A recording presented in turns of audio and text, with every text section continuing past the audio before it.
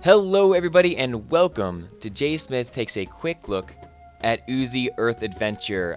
Here's a quick blurb that I got from an email. Oozi Earth Adventure is a classic 2D platformer with a old school gameplay. No puzzles, no punishment, just 100% pure classic platforming fun. Its most prominent features are HD visuals and hand-drawn art, but despite its visual style, it's a good fit for all kinds of gamers. The variety of difficulty levels from kid to hardcore allows everyone to enjoy the game regardless of their skill level. It tells the story of Oozi, an alien spaceship pilot who crashed on planet Earth, lost all of his spacesuits, and needs to find his way home. So we control a big naked alien in a game that tells itself that it doesn't have any puzzles or anything, but no punishment, 100% pure classic platforming fun. I don't necessarily agree with the fun part of it. I've spent, I guess, a fifth of the levels so far, around the fifth. I'm at 5 of 24 right now. But I'm going to showcase a couple of levels in Oozi just to kind of give you guys a feel for it. Somewhere in the less known part of the universe, nothing really happens. And here's our pilot. He ends up crashing on a planet and he gets scared and there's really nothing to do except collect stars for points that don't really matter. And I guess it's, you know, like, whose line is it anyways? And then all you gotta do is get to the end. So, classic platforming. Yes, I could agree with that. No puzzles or anything. Yeah, that's true. The hand-drawn art style is nice. I do like that. Unfortunately, for Oozi, there's just nothing else for the game to offer. On the first 2 or 3 levels, you are without any sort of power whatsoever. And what I mean is, on the second or third level, you will be introduced to the 1 power. I'm not sure if it's all of them, or at least it's the first one in 5 levels that you're introduced to. And what happens is you can like do a butt smash on the ground and break blocks underneath you. The thing about that is the blocks that you can find and use that sort of power up on. I can't believe I just died here, and it makes me kind of sad about life. The blocks that you can use that on they're scattered throughout, or not really throughout. They're scattered in maybe 1-2 locations. Maybe there was a few more on the first level that introduced it. But for the most part, it's highly, you don't need it. It's just unusable. For better or for worse. There's some enemies that you can't jump on, and you know, you would, without getting hit. You'd think maybe the more powerful smash attack would do some damage. It doesn't. You get hurt all the same. The thing that I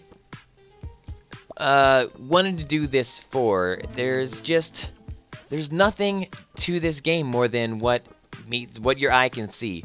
The visuals are it. There's nothing in the gameplay that really wants you to continue playing Oozi until you realize that you're 5 levels in, and the first level is exactly the same as the 5th. And I don't think that's necessarily the best kind of game development process.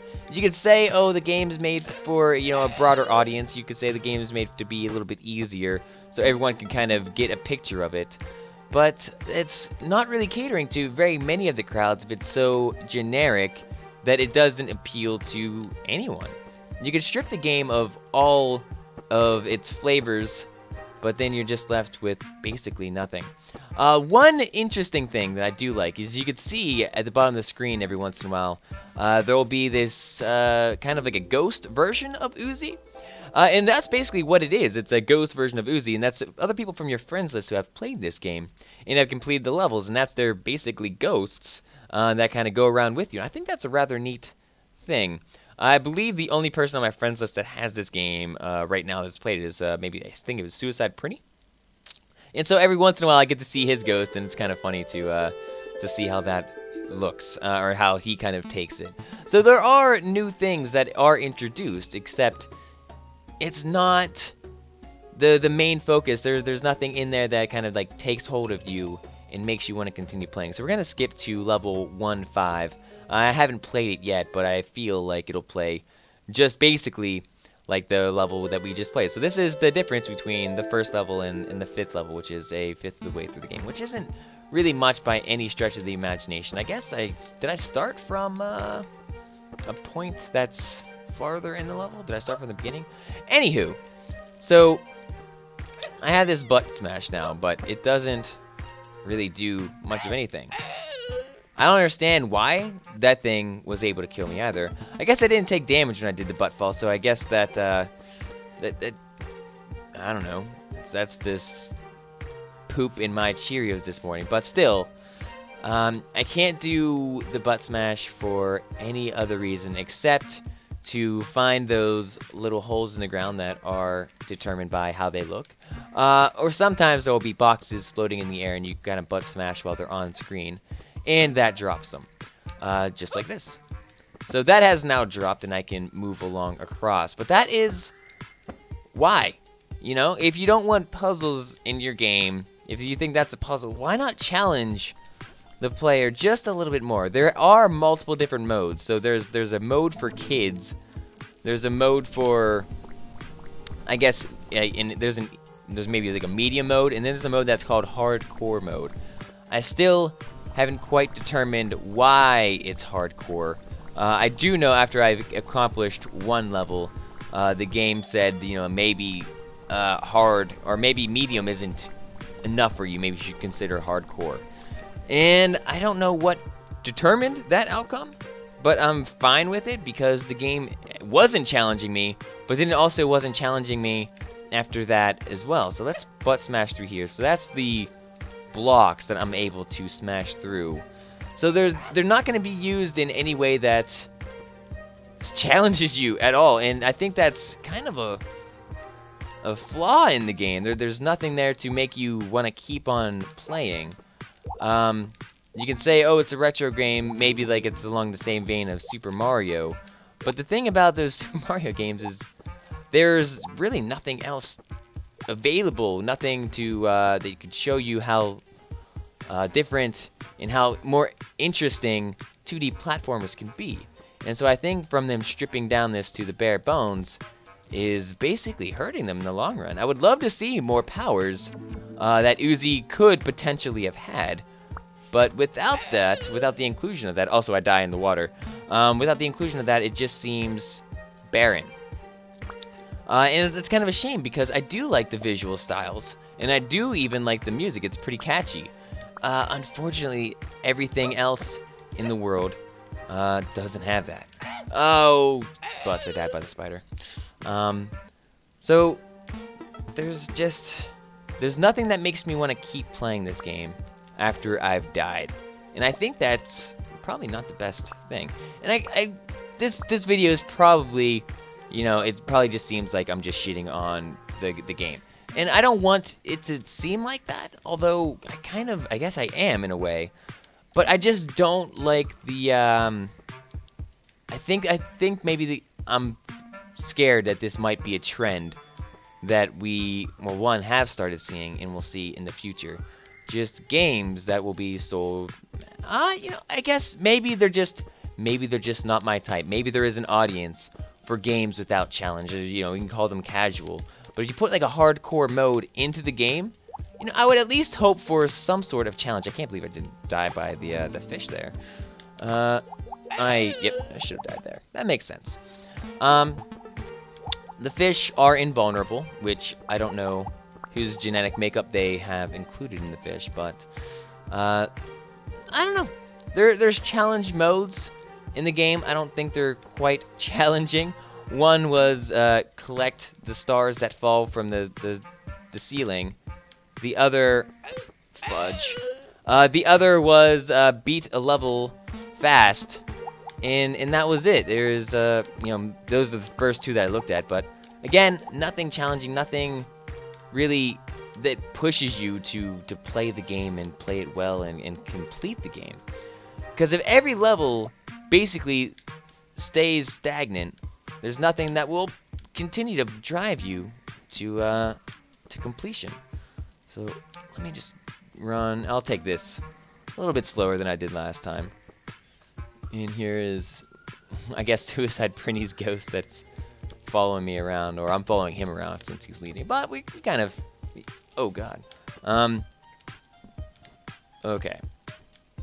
But I do like that the ghost reminds me of Dark Souls in a positive way. So it's a game that is... What is... He just moonwalked all the way over there. I have no idea how that happened. But those sorts of little things will keep your game fresh and keep it new and make people want to keep playing it. I would love for it to be a more integral part of the game, or more vital for the gameplay experience, if not only to just be more fun. I thought that was going to be the right way. Unfortunately, it wasn't. So let me go back up here and try to get to the end, which shouldn't be too far. And that's I'm just gonna showcase these two levels. You can make what you want of the game. I think it's way too easy. I don't think it's challenging. I don't think it's doing anything for the 2D platforming genre to strip away things that make games fun. Like challenging elements and puzzles, and maybe new mechanics every once in a while. I think that if you put in new mechanics to the game, you should have them there for probably a while. Don't have them just to be area specific. Do something that you can use them a lot. Have items. Have things that will keep the game fresh. Keep it not pond water stagnant. Is there not an end to this level? That is what I am currently looking for. But I don't have really much to say bad about how the game looks. I think it's stylized right.